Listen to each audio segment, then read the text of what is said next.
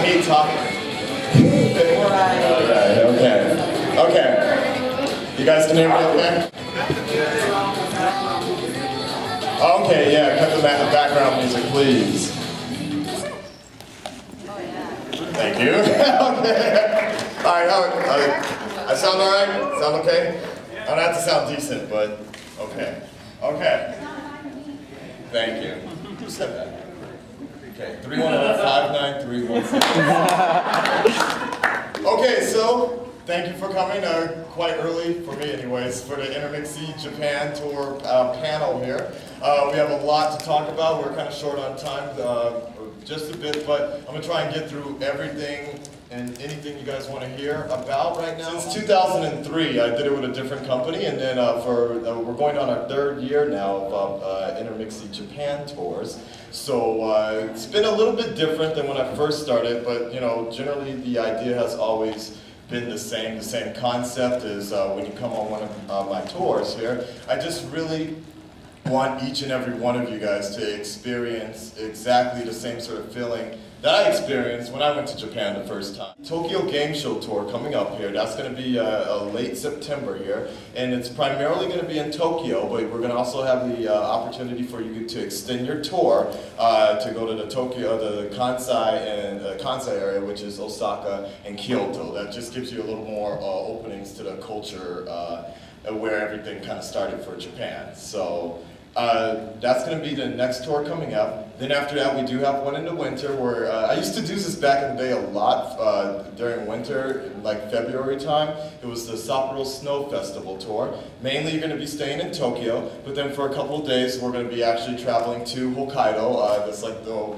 kind of the northern part of, why am I pointing? But it's like the northern part of Japan, basically, and you get to see a lot of world-famous artists from all over the place takes these giant blocks of ice and sculpt their favorite sculptures and such. So you actually see like life-size castles made of ice, lots of people's faces, Draimon I saw a couple of times, Yon-sama. So there's a lot of interesting things, and I've always thought it was something cool to see. So I'm bringing it back this year, and that's going to be late February here. After that, we're going to go immediately into the most popular tour, which is the Neo Tokyo Spring Tour, and that's late March to early April. Kind of depends on the cherry blossom season, but also coincides with the Tokyo Anime Fair. So I saw a lot of advertisements for this year's AX. So it's definitely something worth checking out. I think all three of these tours kind of have their own sort of special feel to it, and I've always noticed that the groups that come with it come on the tours are always very unique in their own right. So, on average, how many people actually are on the tour with you, and is room and board covered in the initial pay? Absolutely. On average, we have about anywhere from 15 to 20 people. We tend to make it really, my preference is really a smaller group, only because I can focus, I myself or Kim or any of our staff members in Japan can just really focus on, you know, making sure you guys are taken care of. I mean, it's these for some of you, these type of tours, you know, it's a once-in-a-lifetime thing, and at the same time, it's not really easy to come by, you know, $2,000 sometimes. So I really want to make sure that, you know, when you're saving that much money to do something so important for 1 week, I want to make sure each day counts. So essentially, you know, just it's going to be about 15, 20 people here, and you had another question, but I forgot. Oh yeah, room, board, and food. Everything's excluded, including breakfast, not dinner and lunch, only because people like to drink a lot, and I can't cover that. And I can't cover what happens afterwards. Looking at you. Yeah, okay. Hey, that's a secret, man. But roughly, on average, most tours are going to be about 23 to 2,500, and that includes hotel and airfare. Now, for those of you that have like frequent flyer miles or you know get kickbacks from the airline company, I'll give you my number so I can get the same. No, but if you do have special discounts with air, then we do have a land package available for you as well.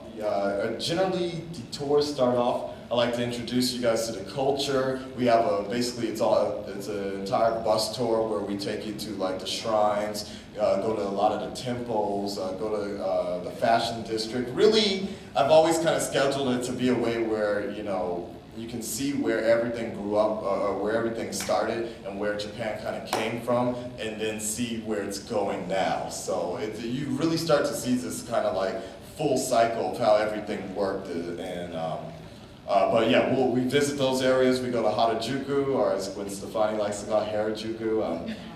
Yeah, I know. I'm working on it. Next album. But we visit the Harajuku, Shibuya, Shinjuku. We do go to like all the fashion areas.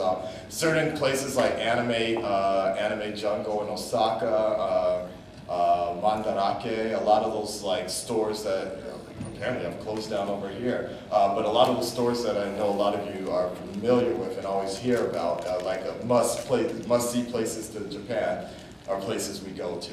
We also have the ultimate otaku tour, or ultimate Akihabara tour, which is still part of the Intermixi package, but it's basically a guy that lives in Japan. His name is Patrick. He's written a couple of books actually, but he runs this site out there called otaku2.com, and basically he lives in Akihabara. So he gives you like one of the most elaborate tours I've ever seen of Akihabara, and like we're going in between like dark crevices of Akihabara, like little temples. I'm like, are we gonna get jumped or something? And there's like a little shrine right in between like K-books and animates. So it's like the weirdest thing, but that's probably the most popular question. How much should I bring? And to be honest, I really don't have an answer, because I bring like $30 with me when I go.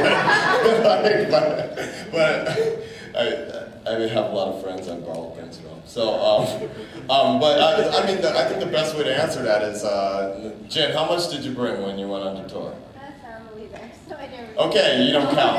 You know what? 7-Eleven is your friend. Yes, it is. I mean, it you don't is. have to. I personally, I know I probably shouldn't say this, but I personally wouldn't recommend bringing a lot of cash with you. I mean, just enough to get by. It's just, but for me, it's just.